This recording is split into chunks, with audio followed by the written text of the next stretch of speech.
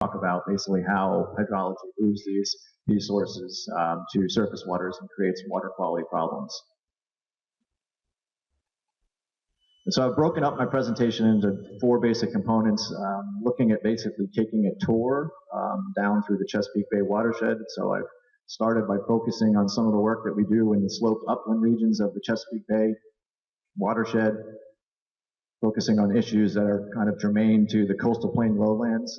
In particular, artificial drainage is a primary concern. Streams and rivers, so talking about connectivity of sources of phosphorus in streams and rivers as phosphorus is being transported downstream. And then what I see as some emerging concerns in terms of hydrology and connectivity going into the future. And so we'll start here in the Chesapeake Bay uplands, and by uplands, I'm pretty much defining anything, outside of the coastal plain, but in part, we're focusing here in the Ridge and Valley region, where we've done quite a bit of work in the Mahantengo Creek experimental watersheds. In particular, this little 7.3 square kilometer, 3.5 mile square watershed called W38. And 2 small experimental catchments in this watershed, and I'm going to focus here on the Mattern watershed. It's a small 11-hectare watershed where I've had the privilege to do some research on runoff generation and phosphorus transport. And so, the story I'm going to tell is not new. Folks have been doing this for a long time, looking at variable source area hydrology and its role in runoff generation. But hopefully this is pretty illustrative of how these variable saturated areas can develop. We have different soil conditions in this watershed. We have in the upslope regions very well-drained soils. You can see here, pretty rapid water movement can move through these well-drained soils. Where contrast that, where in the lower landscape positions we have a fragipan, some type of soil restrictive layer. It could be a fragipan, could be a clay pan, it could be a clay layer or something like that. But regardless, it restricts vertical movement of water through the soil and can perch water for different times of the year. And so we've sent technicians out into the field to try to map these saturated areas. We do what's called, it's a very low-tech method called the squishy boot or the wet boot technique. They basically just walk around with these rubber boots and try to map where they find saturated areas in the landscape. So you just kind of squish down, and if you get enough water, you map that with a GPS unit. You can do this over time, so once a month, seasonally, and you can get a kind of a picture of how these saturated areas develop. So here is just one map that was produced in August of 2003, showing the extent of these little saturated areas. They're kind of confined to where we have fragipan soils. You can see that these are disconnected saturated areas at the moment. So assuming we get a small enough rainfall event that doesn't change the connectivity, these are disconnected from the stream, and so perhaps maybe not much of a water quality risk when you compare it to this, which is late October after we've had quite a bit of rain. Things have wet up quite a bit, and now we have a fairly large connected saturated area that is largely confined to where we have these restrictive these soils with restrictive layers with fragipans that perch water and create saturated conditions. And so these impose different kinds of runoff generation mechanisms that we're interested in. So in these areas that are well-drained soils where we have an absence of a fragipan or any kind of restrictive layer, you get very intense rainfall rates, greater than the capacity of the soil to infiltrate water, and you can produce overland flow in these areas. But these overland flow production areas tend to be disconnected, so you may get overland flow, but it may re-infiltrate later and not connect to the stream. But you can contrast that to where we have these connected saturated areas, and here you have a restrictive layer that's perching water, and you're producing saturation excess overland flow. So this is water that's in excess, or rainfall that's in excess of the saturation, and now you're producing runoff that is right next to the stream, and it's connected to the water body. And so if we zoom in here on this hill slope, this gives you kind of a picture of over 3 years of monitoring the kinds of volumes of runoff that can be generated from these different landscape positions.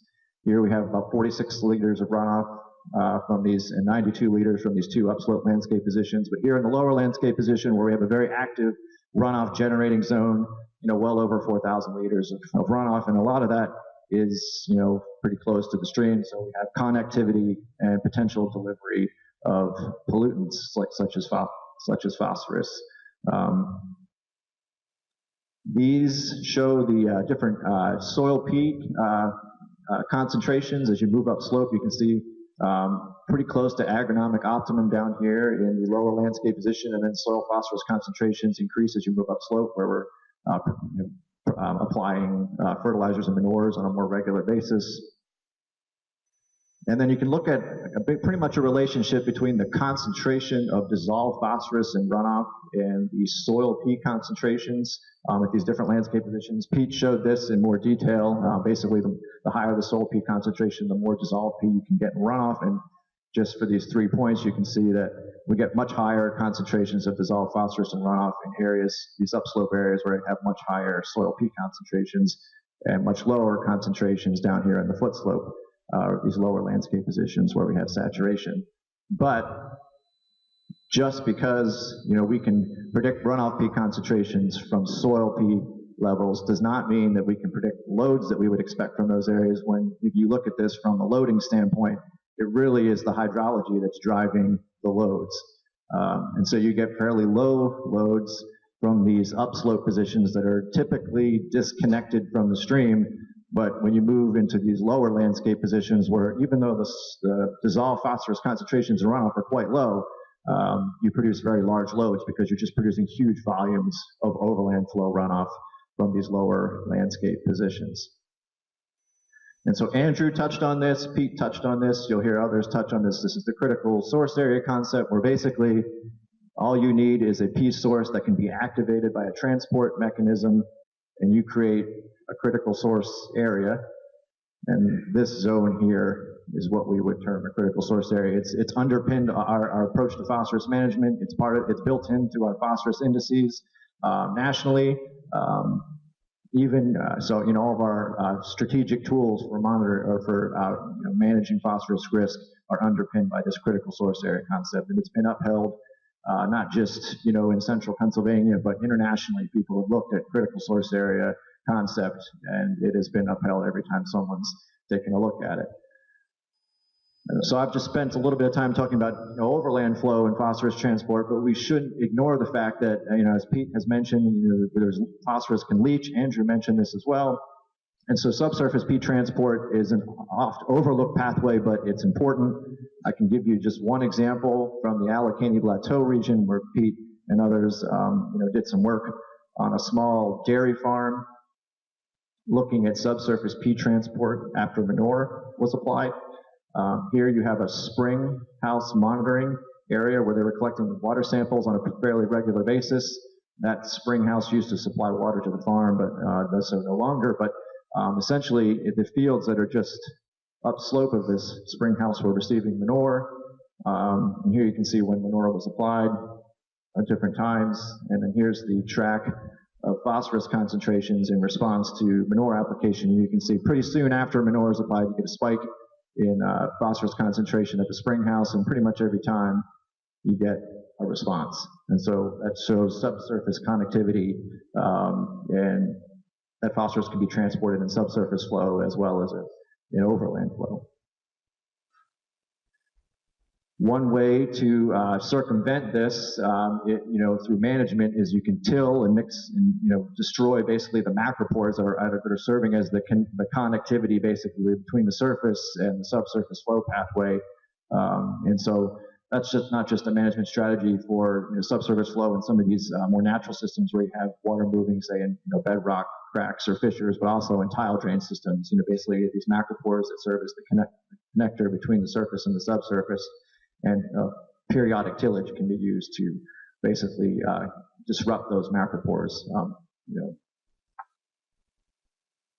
So I'm going to shift now from kind of the upland areas to more of some of the lowland area concerns on the coastal plain, focusing mostly on quite a bit of work that we've been doing at the University of Maryland Eastern Shore, which is near Princess Anne, Maryland. These are some of the phosphorus loads that we get out of ditches that we've been monitoring for the past 10 or 15 years or so, anywhere from 2 kilograms per hectare all the way up to over 20 kilograms per hectare, which is quite substantial when you think about it from a P loss standpoint. And so I just wanted to get into some concepts of artificial drainage and drainage intensity, drainage density. Clearly, artificial drainage is important on the coastal plain. You couldn't have production agriculture without it. The act of putting in a ditch or a tile is basically just to lower the water table. Basically, so you can lower the water table in 24 to 48 hours after a rainfall event. You dig a ditch deeper or put a tile deeper, and you induce these hydraulic gradients, basically. So you're moving water faster to a ditch or faster to a tile. So you're not only lowering water tables, you're increasing the speed at which water is draining. You're also increasing connectivity of the field. And you can also space these things closer and lower the water table by either more closely spacing them or digging them deeper. Now, if you look at this spatially, in a kind of a more of a map view, here is an example of a field, has about 400 parts per million or 400 milligrams per kilogram of maleic 3P. These are the ditches that exist in the field. And this is now looking at it more from a watershed hydrology perspective, where, as a watershed hydrologist, I'm interested in drainage density. What is the total length of channels draining a watershed area? And so as a watershed hydrologist, I know that when I look in a watershed and I see a very densely drained watershed, that it moves it generates more runoff, it generates it faster, and you get flashier peaks than a watershed that is less densely drained. And the same analogy applies to either ditch drained or tile drained fields. And so here you can see the drainage density for this case here. You can see basically what we would call the critical source areas. These would be the capture zones for these ditches. These are the connectivity. It's connecting to these P sources that are close to the ditch. And tracer studies have backed this up, that basically within 5 or say 10 meters of the ditch is the kind of the predominant capture zone for ditches and tiles during events. Now, if you increase the density of the drainage, in other words, let's just say you just double the number of ditches or tiles, now you have increased the area or enhanced or expanded the area of critical source areas, and you've basically sped up, it's the runoff's more flashier, larger volumes of runoff are being generated, and so you've increased not only the critical source areas in the field, but also the ability to generate phosphorus loads more efficiently from these fields. Looking at some work that Keith Schilling did out in the Midwest, this just shows that, basically the relationship between tile drainage density here on the X and the mean travel time of groundwater. And all this is to show is that as you increase the density of drainage in a watershed, you decrease the travel time of groundwater. You're just moving water more efficiently, faster through the system. And it's not to say that this exact relationship applies here on the Eastern Shore, but the shape of the curve would apply. It's an exponential relationship, so there's kind of a threshold at which you can have it very intensely drained, and you get, the effects start to diminish. But as you increase the intensity of drainage, you increase the amount of water you're draining from the field, and the potential for phosphorus loss, the risk for phosphorus loss goes up. These are some data from Kevin King out in Columbus, Ohio, showing basically just how quickly you get phosphorus contributions in tile drain. So here, the blue line is basically your storm events. Every time you get a storm, you get a peak in phosphorus concentration. And why is that? It is because you have rapid connections between the surface and the subsurface. And so Martin Shipitalo and others have done these really creative kinds of studies where they send smoke up tile lines to show the connectivity between the tile drain and the surface by macropores. And you can see here the smoke coming out of the tiles. And so those macropores create connectivity between the surface and the subsurface, and the opportunity for phosphorus to move either the phosphorus that's in manure or phosphorus that's in the surface of the soil to the tile and out in storm flow. And it moves it very quickly.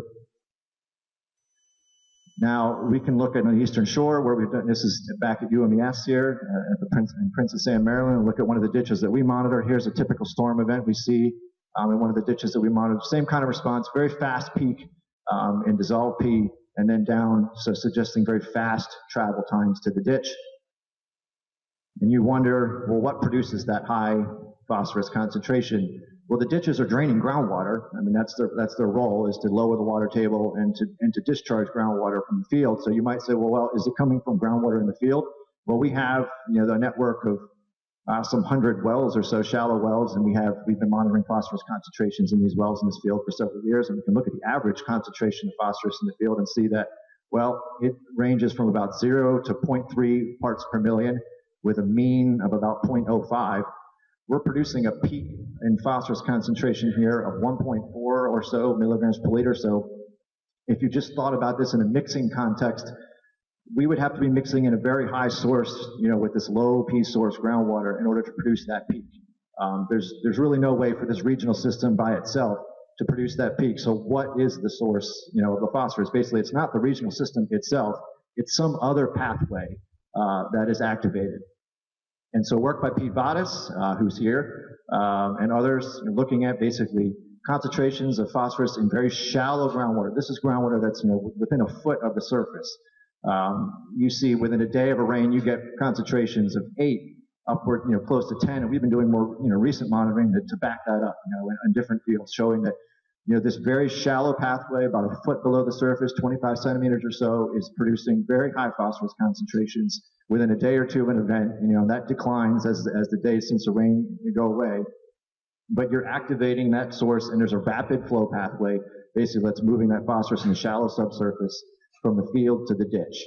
And so Pete Kleiman, who also did work in some of these same ditch systems, did a very elegant mass balance approach, looking at how much phosphorus do we get in overland flow, and just basically calculated a load. We knew the load in the ditch, and by difference you could infer that 92% of the phosphorus is moving in the subsurface. But these are flat landscapes; they don't produce a lot of overland flow. Most of it's vertical drainage, and then lateral movement of water to ditches.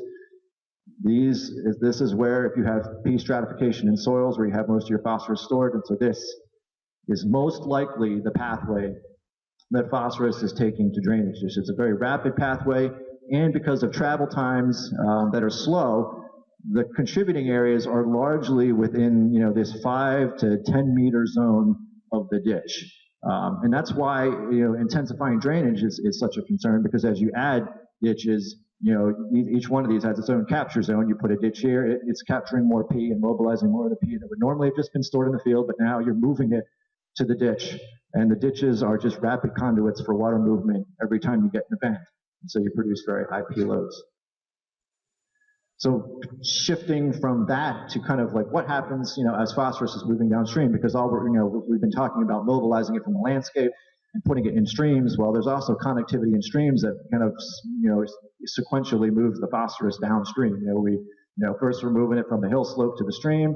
Then we're moving it down watershed, larger watershed, and then these in-stream processes basically that, are kind of moving it and cycling phosphorus, in the downstream direction. So Rich McDowell, who was a postdoc with Andrew Sharpley, did some really interesting work in FD36 looking at, what are the base flow controls on phosphorus concentrations. And you see here basically that P concentrations in base flow trend upward as you move downstream.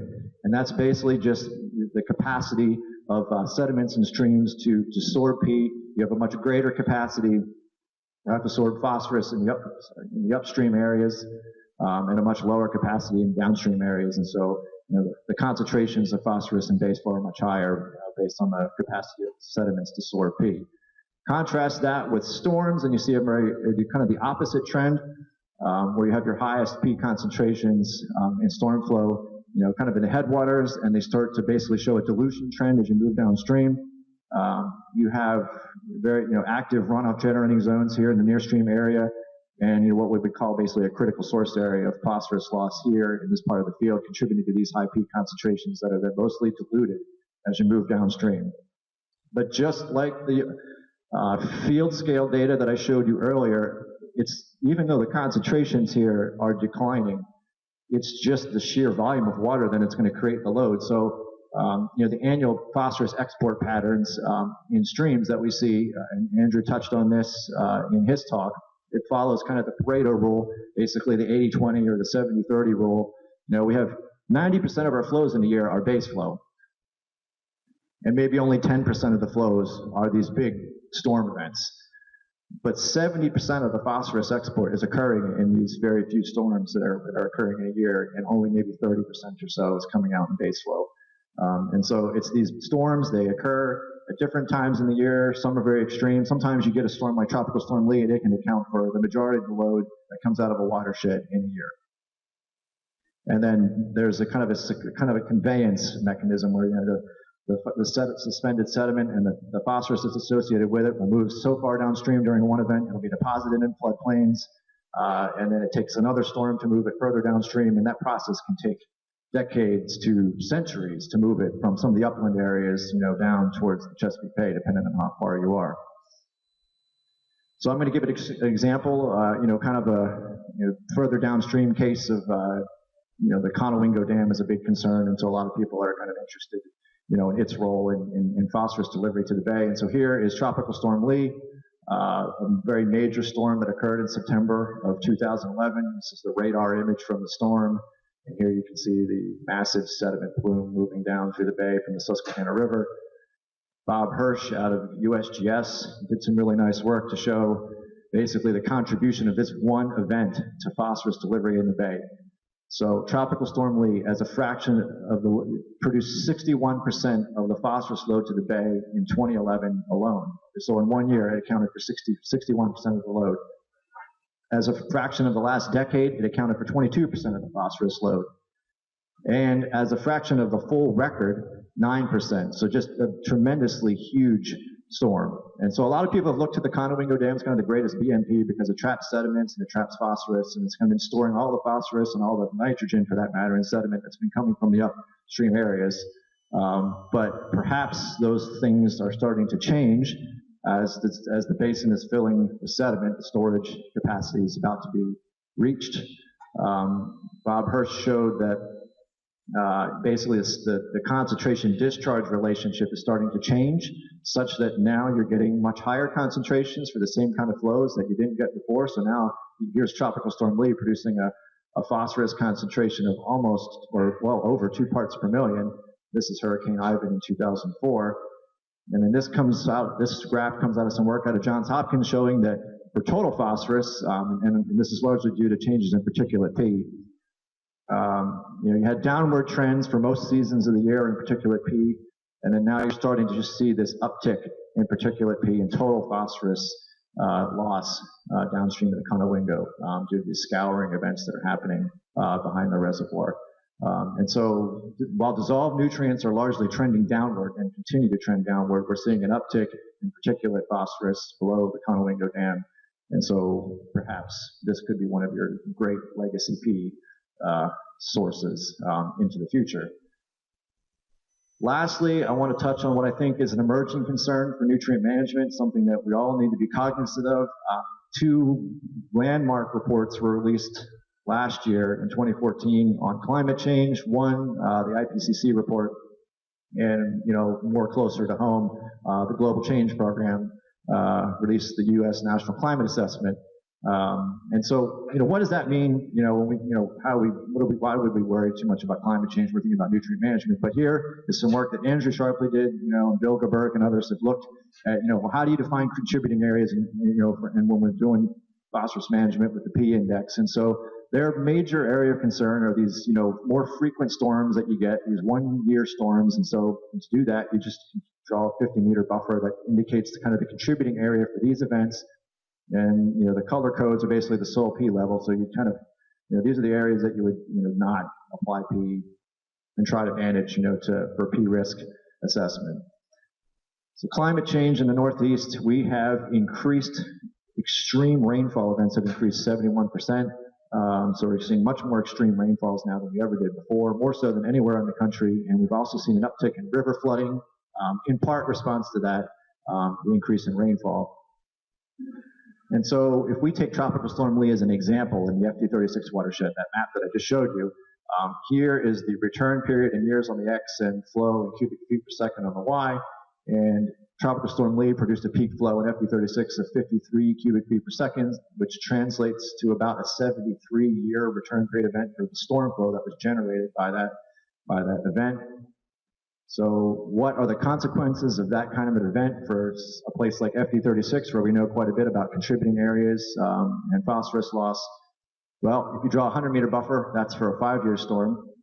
there's a 150-meter buffer for a 10-year storm. We're talking about a 73-year storm. And so essentially, the majority of the watershed is likely contributing water and potentially phosphorus loss, for a storm of that magnitude. It's just a huge event. And you talk to some of the guys that work down in the watersheds, and they were out during the storm, and there was just water everywhere. So these kinds of extreme events with climate change are projected to occur more frequently than we have in the past, and it is something that I think we all as a community and nutrient management should be cognizant of. So with that, I'm going to summarize by saying that basically in the upslope area, these sloped upland regions, that hydrologically active areas drive phosphorus transport, largely, and we manage that with the critical source area concept and P indices. In the lowlands, it's artificial drainage that's a primary concern, increasing the connectivity between P sources and receiving waters. Phosphorus transport in streams and rivers is largely event-driven, and a lot of the P loss is occurring in a few large storms. And changes in the frequency of these extreme events, I think, represent an area of emergent concern for those of us who are trying to mitigate phosphorus loss. And with that,